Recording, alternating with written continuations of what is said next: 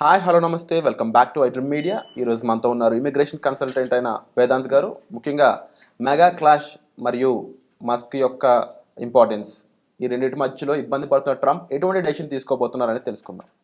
Hi sir. Hello sir, make America great again అనే ఈ ఈ క్యాంపెయిన్ లాంటిది ఏదైతే ఉందో, ఇది ఎక్కువ మందికి అంటే ఇండియన్స్ని అనే కాకుండా ఇమిగ్రెంట్స్ అందరినీ కూడా దూరం పెట్టాలి అనే ఒక ఎయిమ్తో ముందుకెళ్తా ఉంది. అయితే ఎలాన్ మస్క్ లాంటి ఒక ఇండస్ట్రియలిస్ట్ తనకు కావాల్సిన ఎంప్లాయీస్ ఇండియన్స్ లాంటి వాళ్ళే అని చెప్పేసి ఇండైరెక్ట్గా ఎన్నోసార్లు చెప్పడం జరిగింది. దానిపై ట్వీట్స్ కూడా వస్తూ ఉన్నాయి. ఎస్ ఇలాంటి క్లాష్ మధ్యలో ట్రంప్ ఎటువంటి డెసిషన్ తీసుకునే ఛాన్స్ ఉందంటారు? ఇటు ఇమిగ్రెంట్స్కి సపోర్ట్గా ఉన్న పాసిబిలిటీస్ ఉన్నాయంటారా, లేకపోతే కంప్లీట్గా ఆయన తీసుకున్న ఎయిమ్ ఏదైతే ఉందో మెగా అనేది దాని మీదే కట్టుబడి ఉంటారంటారా? ఎస్ మీరు చెప్పింది కరెక్టే. ట్రంప్ యాక్చువల్లీ ఇప్పుడు ఆయన ఇద్దరి మధ్యలో ఇరుక్కుపోయినట్టుగా అయిపోయారు. ఎందుకంటే ఆయన యాక్చువల్లీ ఎలక్షన్స్ కంటే ముందు ఏదైతే చెప్పారో, నేను ఇమిగ్రేషన్ తగ్గిస్తాను, ఇల్లీగల్ ఇమిగ్రెంట్స్ పంపించేస్తాను అనే ఈ నేషనలిస్ట్ ఫీలింగ్ని రెచ్చగొట్టేలాగా చేసి ఆయన ఓట్స్ తెచ్చుకున్నారు. సో ఇప్పుడు ఆ ట్రంప్ సపోర్టర్స్ ఎవరైతే ఉన్నారో, మేక్ అమెరికా గ్రేట్ అగైన్ అనే నినాదం పైన బిలీవ్ చేసేవాళ్ళు, they all want American workers and American citizens to prosper. అయితే అట్ ద సేమ్ టైం ట్రంప్కి సపోర్ట్ ఉన్న ఇప్పుడు వివేక్ రామస్వామి కానీ, ఎలాన్ మస్క్ కానీ, ఇలాంటి వాళ్ళు ఎవరైతే టెక్నాలజీ అండ్ ఇండస్ట్రియలిస్ట్లో హై పొజిషన్స్లో ఉన్న వాళ్ళు, వీళ్ళు they are supporting foreign workers. Okay. So in the future ఇది ఏంటంటే ట్రంప్కి ఫ్యూచర్లో వెన్ హీ స్టార్ట్స్ గవర్నింగ్, ఇది పెద్ద చిక్కులాగా కాబోతుంది. ఎందుకంటే he stuck between both sides and ఏ అడిగేయాలన్నా ఆచితూచి వేయాల్సి వస్తుంది. Because he don't want to lose the supporters. ఆయన ఫ్యూచర్లో ప్రాబ్లమ్స్ అవ్వకుండా, అండ్ ఎవరైతే ఇప్పుడు హైటెక్ ఇండస్ట్రియలిస్ట్ ఉంటారో, he needs their support also. So this is a very very tricky situation actually. So అందుకనే మనకి ఇప్పుడు అందరూ టెన్షన్ ఎందుకు పడుతున్నారంటే, ట్రంప్ ఏం చేయబోతున్నాడు, 20th తర్వాత ఏమవుతుంది, రూల్స్ ఎలా మారబోతున్నాయి అనేది ఎందుకు అంత టెన్షన్ ఉంది అంటే, because he's not taking any ఒక స్టాన్స్ లాగా ఏం తీసుకోవట్లేదు, ఒక స్ట్రాంగ్ నేను కంప్లీట్గా ఇలా చేస్తున్నాను. ఎందుకంటే ఇంతకుముందు మనం చూసినట్టయితే ఒక 1 month బ్యాక్ ఒక ట్వీట్ చేశారు. తర్వాత మళ్ళీ కంప్లీట్లీ యూటర్న్ చేసేసి no I like foreign workers, మన కంట్రీకి వీళ్ళు చాలా అవసరము, they are all helping our country grow, అది ఇదని మళ్ళీ ఒక రీట్వీట్ చేశారు. తర్వాత మధ్యలో కొన్ని కాంట్రవర్సీస్ అయ్యాయి.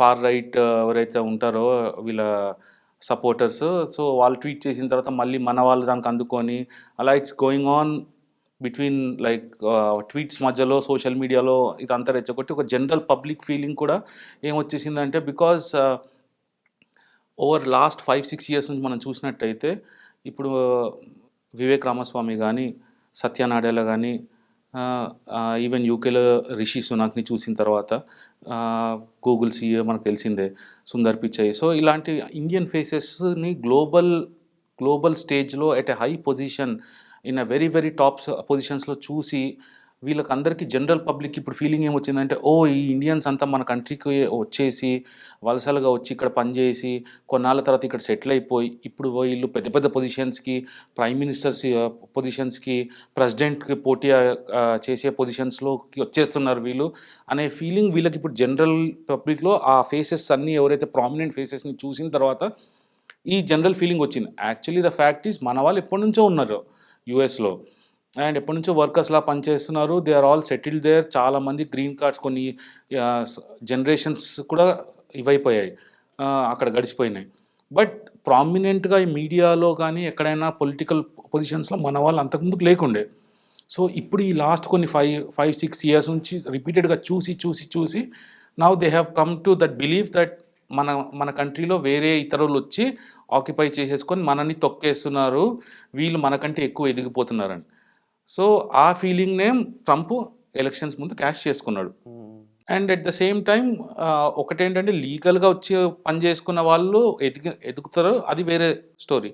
ఇంకోటి ఏంటంటే, ఇల్లీగల్గా దొంగదారులు వచ్చేసి వీసాలు లేకుండా ఆర్ వీసాలు ఎక్స్పైర్ అయిపోయిన తర్వాత ఉండి ఆ కంట్రీలో ఉంటూ వర్క్ చేసుకునే వాళ్ళని పంపించేస్తాను అన్నది ఒక థింగ్. సో వీళ్ళు ఈ రెండింటినే మెయిన్ ఎజెండా వాజ్, ఆయన ఇప్పుడు ఎలక్షన్స్కి రావడానికి ఎజెండా వాజ్ నేను ఇమ్మిగ్రెంట్స్ని తగ్గిస్తాను, నేను ఈ కంట్రీని బాగు చేస్తాను అని. But we really need to see how he's going to do it. Because last టర్మ్లో కూడా అంతకుముందుకు ఇలాగే చెప్పాడు, కానీ మనం చూసినట్టయితే పెద్దగా ఏం చేయలేదు. లైక్ ఒక గ్రేట్ రిఫార్మ్ చేసి మేక్ అమెరికా గ్రేట్ అగైన్ అని అప్పుడు కూడా చెప్పాడు. అదే ఫీలింగ్ని రెచ్చగొట్టి అదే ఫీలింగ్ని తీసుకొచ్చి చేశాడు. కానీ when he was in office for 4 years there was no drastic change and America did not change very drastically. మళ్ళీ ఇప్పుడు కూడా అదే రిపీట్ అవుద్ది. ఇప్పుడు కూడా అదే రిపీట్ అవుతుంది. ఇదేంటంటే అంటే this is my personal opinion.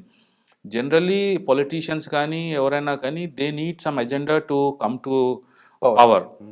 Okay, and they use different tactics. So పబ్లిక్లో ఉన్న ఫీలింగ్ ఏదైతే ఉందో దాన్ని పల్స్ని వాళ్ళు తెలుసుకొని ఆ ఫీలింగ్ని రెచ్చగొట్టి ఆ ఫీలింగ్ని ఎన్కాష్ చేసుకుంటారు as per voting. So I mean ఏ ఏ కంట్రీలో అయినా వాళ్ళ కంట్రీ అంటే ప్రేమ ఉంటుంది, దేశభక్తి ఉంటుంది, దట్ ఈస్ ఫైన్. ప్రతి ఒక్క కంట్రీలో ఆ ఫీలింగ్ ఉంటుంది ఆ కంట్రీ సిటిజన్స్కి. కానీ when you turn that feeling against other people, అంటే మన కంట్రీలో మనమే ఉండాలి, మనకే జాబ్స్ రావాలి, మనకంటే ఇంకెవరు ఎక్కువ ఎదగొద్దు అన్న ఫీలింగ్ మనం తీసుకొచ్చినప్పుడే it is going to become complicated and conflicts అక్కడే వస్తాయి. ఎందుకంటే ఇప్పుడు యుఎస్ అనేది ఇట్స్ మల్టీ కల్చరల్ ప్లేస్. అక్కడ ఇండియన్స్ ఉన్నారు, చైనీస్ ఉన్నారు, ఆఫ్రికన్స్ ఉన్నారు, ఎప్పటి నుంచో ఉన్నారు. సో దీస్ ఆర్ ఆల్ ఎన్నో డిఫరెంట్ కంట్రీ పీపుల్ అంతా కలిసి పనిచేసి కృషి చేసి కాంట్రిబ్యూట్ చేస్తేనే అమెరికా గ్రో అయింది. ఒక్క అమెరికన్స్ ఒక్కలే వర్క్ చేసుకుంటే గ్రో అవ్వలేదు అది. So there is a long history of migrants. This has to be recognize first of all. Second thing is, ఇప్పుడు as a president or as a some person who is in political power, వాళ్ళు పబ్లిక్లో కూడా ఆ message పంపించడం అనేది చాలా important. That మనం చేసుకునే జాబ్స్ మనకుంటాయి, వీళ్ళు చేసుకునేది వీళ్ళకు ఉంటుంది. There is scope for everybody and nobody is taking anybody's job or overcoming anything.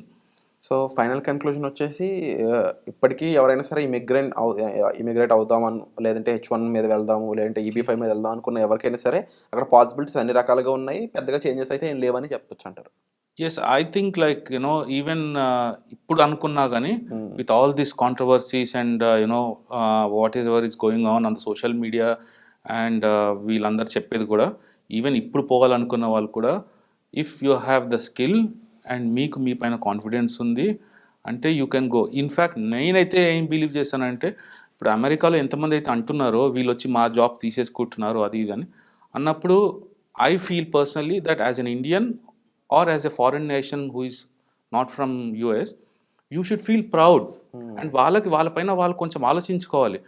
ఒక థర్డ్ వరల్డ్ కంట్రీ నుంచి, నాట్ సో డెవలప్డ్ కంట్రీ నుంచి మనం వెళ్ళి, ఇంగ్లీష్ స్పీకింగ్ మన బ్యాక్గ్రౌండ్ కాదు, మన నేటివ్ లాంగ్వేజ్ ఇంగ్లీష్ కాదు, మన వాళ్ళు ఇక్కడ నుంచి ఎన్నో కష్టాలు పడి ప్రాపర్ ఫెసిలిటీస్ లేకుండా, కరెంట్ కొన్ని ప్లేసెస్లో కరెంట్ కూడా ఉండదు, వాటర్ ఫెసిలిటీ ఉండదు, రోడ్ ఫెసిలిటీస్ ఉండవు, ఇలాంటి ఫెసిలిటీస్ లేకుండా అన్నీ తట్టుకొని హయ్యర్ ఎడ్యుకేషన్ చేసి వాళ్ళు ఇక్కడ నుంచి లోన్లు తీసుకొని అప్పులు చేసి ఎన్నో కష్టాలు పడి, పేరెంట్స్ ఇక్కడ ఉంటారు, ఒక సింగిల్ పర్సన్ అక్కడికి వెళ్ళి లాంగ్వేజ్ అంత కరెక్ట్గా రాకపోయినా కానీ అక్కడికి వెళ్ళి ఒక టాప్ కంట్రీలో, వరల్డ్లో US is a top country, ఒక టాప్ కంట్రీలో ఒక తెల్లోడితో నువ్వు పోటీ పడుతున్నావు అంటే you should be proud of your self.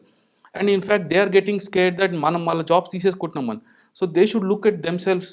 మనం ఏం తప్పు చేస్తున్నాం, మనం ఇక్కడే ఉంటూ మనకి ఇన్ని ఫెసిలిటీస్ ఉండి, మనకు గవర్నమెంట్ సపోర్ట్ ఉండి, మనకు టాప్ క్లాస్ కాలేజెస్ ఉండి, ఫ్రీ హెల్త్ కేర్ ఉంది, వాళ్ళకి అన్నీ ఉండి మరి మనం ఎందుకు కంపీట్ అవ్వట్లేదు అనేది వాళ్ళు ఆలోచించుకోవాలి. ఎందుకంటే మనం ఇప్పుడు ఈ స్టేజ్లో ఉన్నాము అంటే because of our hard work and మన పేరెంట్స్ కానీ మన గవర్నమెంట్స్ కానీ ఫోకస్ చేసింది ఎడ్యుకేషన్ పైన. ఆ ప్రాసెస్ మొత్తం ఒక 10 years 15 years ప్రాసెస్లో we have come to this stage. And this is very very hard for anybody to digest. ఒక ఫారినర్ వచ్చి మనం తక్కువ అయిపోతున్నాం అనేది. బట్ ద ఫ్యాక్ట్ ఈజ్ మనం ఇప్పుడు వెళ్ళినా కానీ, అమెరికా కాదు ఏ కంట్రీకి వెళ్ళినా కానీ మన వాళ్ళు సర్వైవ్ అవుతారు. అక్కడ ఒకవేళ రూల్స్ టఫ్ చేసినా కానీ they will find a way to survive there and వాళ్ళ పొజిషన్ని స్ట్రాంగ్గా పెట్టుకోవడానికి. జస్ట్ వాళ్ళు కొంతమంది అంటున్నందుకు మనకి ఇట్లా అయిపోతుంది, లేకపోతే వీళ్ళు వచ్చి చేసేస్తారు, ఇంకేదో రూల్స్ మార్చేశారు అంత మాత్రాన మన స్కిల్ ఏం తగ్గిపోదు, మనకున్న ఎక్స్పీరియన్స్ నాలెడ్జ్ ఏం తగ్గిపోదు. ట్రంప్ ఒక రూల్ మార్చాడు అనుకోండి, కొంతమందికి ఎఫెక్ట్ అవుతుంది. ఆ రూల్కి అనుకూలంగా మనం కూడా అలా మారిపోవాలి. మన ప్రొఫైల్ కానీ, లేకపోతే ఫర్ ఎగ్జాంపుల్ వాళ్ళు ఇంకో ఇంకో డిగ్రీ కావాల్సి వస్తుంది, స్పెషాలిటీ ఆక్యుపేషన్ కాకుండా ఇది ఉంటేనే మీరు ఎలిజిబుల్ అవుతారంటే మన వాళ్ళందరూ అది చేయడానికి రెడీ అవుతారు. 100%. ఓకే. సో, తప్పకుండా అంటే మీరు చెప్పిన ప్రొసీజర్‌లో చూసినట్లయితే చాలా మందికి భయాలు, ఆందోళనలు ఉంటే మీరు అవన్నీ తీసేయొచ్చండి. మీకు ఆ ఇంపార్టెంట్ స్కిల్స్ ఉన్నట్లయితే మీరు ఈజీగా రాణించొచ్చు. ఎటువంటి కాంపిటీటర్స్ ఉన్నా కూడా అది వైట్ అయి ఉండొచ్చు, లేకపోతే మన ఇండియన్సే కాంపిటీటర్స్ అయి ఉండొచ్చు. మీరు అమెరికాలో రాణించడానికి చాలా స్కోప్ ఉంది. దానికి సంబంధించి పూర్తి వివరాలు తెలుసుకొని మీరు అక్కడికి వెళ్లి జాబ్ చేయడానికి అయి ఉండొచ్చు, చదువుకోవడానికి అయి ఉండొచ్చు. డిస్‌ప్లే అవుతున్న నంబర్స్ కాల్ చేసి మీరు గైడెన్స్ అనేది తీసుకోవచ్చు. మీకు ఏ డౌట్ ఉన్నా సరే కామెంట్ సెక్షన్‌లో మెన్షన్ చేయండి స్పెసిఫిక్‌గా. ఆ టాపిక్స్ మీద కదా మరిన్ని ఎపిసోడ్స్ మేము చేయడానికి తప్పకుండా ప్రయత్నిస్తాం. Thank you so much.